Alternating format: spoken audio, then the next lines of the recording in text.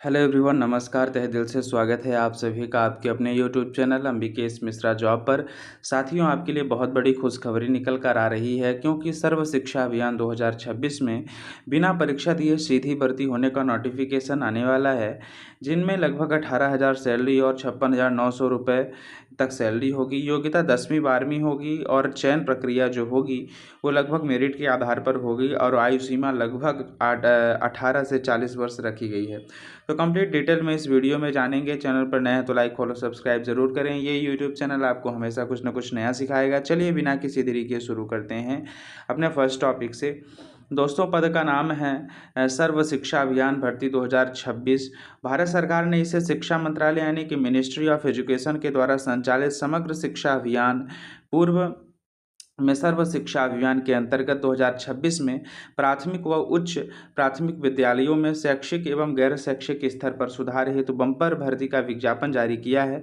इस योजना का मुख्य उद्देश्य 6 से 14 वर्ष के बच्चों को मुफ्त अनिवार्य गुणवत्ता शिक्षा उपलब्ध कराना है। इस भर्ती के माध्यम से प्राथमिक शिक्षक यानी कि primary teacher PRT, block research यानी कि BRP, data entry level operator पर यानी कि DEO और स्कूल अटेंडेंस हेल्पर के पदों पर नियुक्तियां की जानी हैं। इन सभी भर्ती भर में विभिन्न राज्यों में केंद्र शासित प्रदेशों में शिक्षा जो कार्यालयों के माध्यम से चरणबद्ध तरीके से आयोजित किया जाना है।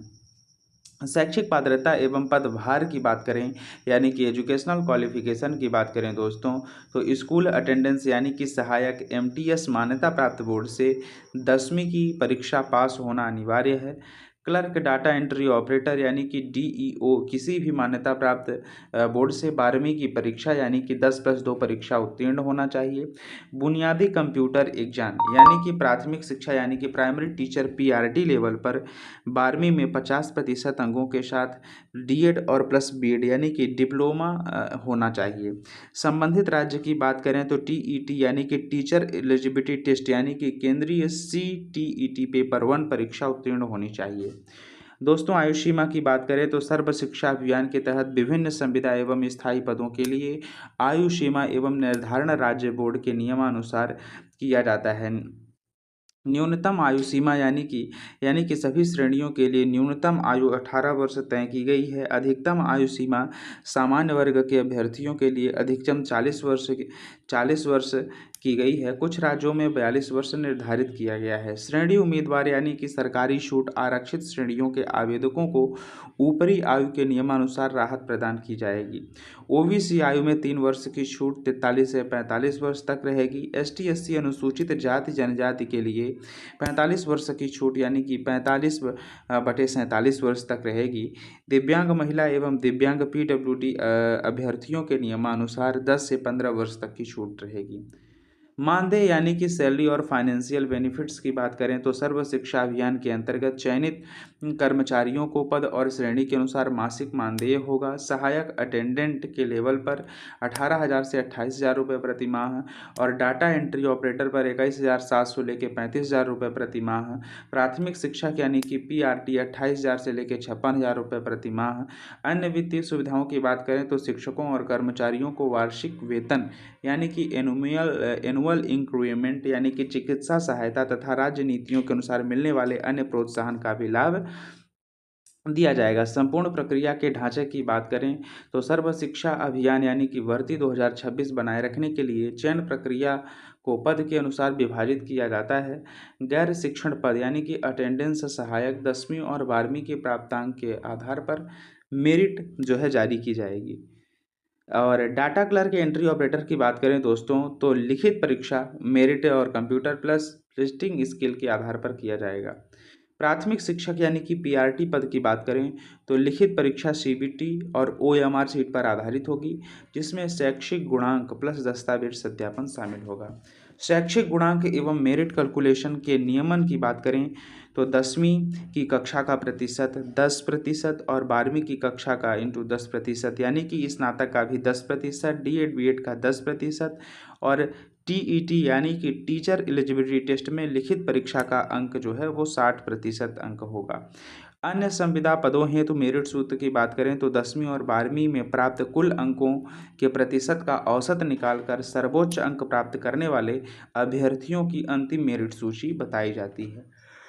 शिक्षक एवं क्लर्क पद का विस्तृत सिलेबस की बात करें तो शिक्षक एवं बाल क्लर्क को लिखित परीक्षा का पाठ्यक्रम निम्नलिखित मुख्य विषयों पर केंद्रित करना होगा, यानी कि बाल विकास एवं शिक्षण शास्त्र यानी कि चाइल्ड डेवलपमेंट पेडोलॉजी 30 अंक, बाल विकास के सिद्धांत यानी कि समावेशी शिक्षा अधिनियम और शिक्षण शास्त्र यानी कि RET एक्ट 2009 में राष्ट्रीय शिक्षा नीति 2020 NEP 2020। सामान्य भाषा ज्ञान हिंदी व अंग्रेजी की बात करें तो संधि समास तत्शब्द तद्भव अपठित गद्यांश शब्द सामर्थ्य ये सब प्रश्न पूछे जाएंगे। गणित एवं तार्किक क्षमता की बात करें तो संख्या पद्धति प्रतिशत लाभ हानि औसत समय कार्य और तार्किक क्षमता पूछी जाएगी। पर्यावरण अध्ययन एवं सामान्य ज्ञान की बात करें तो हमारा परिवेश हमारे सजीव निर्जीव सौरमंडल भारतीय इतिहास भूगोल भारतीय संविधान और समसामयिक घटनाक्रम। कंप्यूटर टाइपिंग स्किल की बात करें तो अंग्रेजी में 35 और हिंदी में लगभग 30 WPM की टाइपिंग मंगल और कृति देव फॉन्ट में होनी चाहिए। प्रकृति स्किल यानी कि अर्धकारी क्वालिफिकेशन की बात करें तो अंक अंतिम मेरिट सूची में नहीं जोड़े जाते, लेकिन पास होना इसमें अनिवार्य है। सॉफ्टवेयर में MS एक्सेल वर्ड एक्सेल और पावर पॉइंट जैसे इंटरनेट बैंकिंग डाटा और प्रविष्टि का व्यवहारिक ज्ञान अनिवार्य रूप से इसमें होना चाहिए। स्थानीयता आरक्षण एवं निवास की बात करें तो सर्व शिक्षा अभियान प्राथमिक स्तर की ग्रामीण एवं शहरी प्रणाली पर आधारित है, इसलिए इनमें स्थानीय अभ्यर्थियों को प्राथमिकता दी जाती है। जिला एवं ब्लॉक वार आवंटन की बात करें तो अधिकांश पदों पर जिला शिक्षा अधिकारी यानी कि DEO द्वारा जिले की ग्राम पंचायतों और ब्लॉक स्तर के नाम से के अनुसार से सूचियां जारी की जाती है। स्थानीय निवासी प्राथमिकता की बात करें तो संबंधित जिले का मूल निवासी यानी कि डोमिसाइल सर्टिफिकेट को वरीयता दी जाएगी। आरक्षण यानी कि राज्य सरकार की नीतियों के अनुसार ST SC OBC act EWS महिला अभ्यर्थियों के लिए दिव्यांगजनों के लिए आरक्षित किए जाते हैं। दस्तावेज सत्यापन एवं चेकलिस्ट की बात करें तो 10वीं 12वीं की अंकसूची D.Ed B.Ed सर्टिफिकेट TET या CTET पासिंग सर्टिफिकेट अध्ययन निवास प्रमाण पत्र जाति प्रमाण पत्र कंप्यूटर डिप्लोमा सर्टिफिकेट पहचान पत्र हाल ही की 6 से 8 फोटो। पद एवं कार्यप्रणाली एवं जिम्मेदारी की बात करें तो प्राथमिक शिक्षा कक्षा 1 से 5 तक के बच्चों को पाठ्यक्रम के अनुसार पढ़ना। डाटा एंट्री सॉफ्टवेयर यानी कि UDISC प्लस पोर्टल छात्रों को डाटा अपडेट कराना। छात्रवृत्ति की स्कूल और इन्वेंट्री का डिजिटल रिकॉर्ड बनाए रखना। अटेंडेंस हेल्पर की बात करें तो विद्यालय परिसर की व्यवस्था कार्यकालीन पत्राचार को एक स्थान से दूसरे स्थान पर पहुंचाना और प्रशासनिक कार्यों में सहयोग करना। चयन एवं रणनीति तैयारी एवं अंतिम कटऑफ की बात करें तो सर्व शिक्षा अभियान 2026 में अपनी सफलता सुनिश्चित करने के लिए अभ्यर्थी को निम्नलिखित प्रकार की रणनीति पर काम करना होगा। शिक्षक पद हेतु TET में पुराना परीक्षण और NCERT की परीक्षा 1 से 8 तक की किताबों का गहन अध्ययन करें और चाइल्ड पेडागोजी और NEP 2020 के प्रमुख बिंदुओं की नोट्स बनाएं। तो इतना चीज़ें आपको करनी है। दोस्तों ये वीडियो कैसी लगी प्लीज़ कमेंट बॉक्स में कमेंट करके ज़रूर बताएं। चैनल पर नए हैं तो लाइक फॉलो सब्सक्राइब जरूर करें। मिलते हैं एक नई नौकरी के साथ आपसे अगली जॉब पर।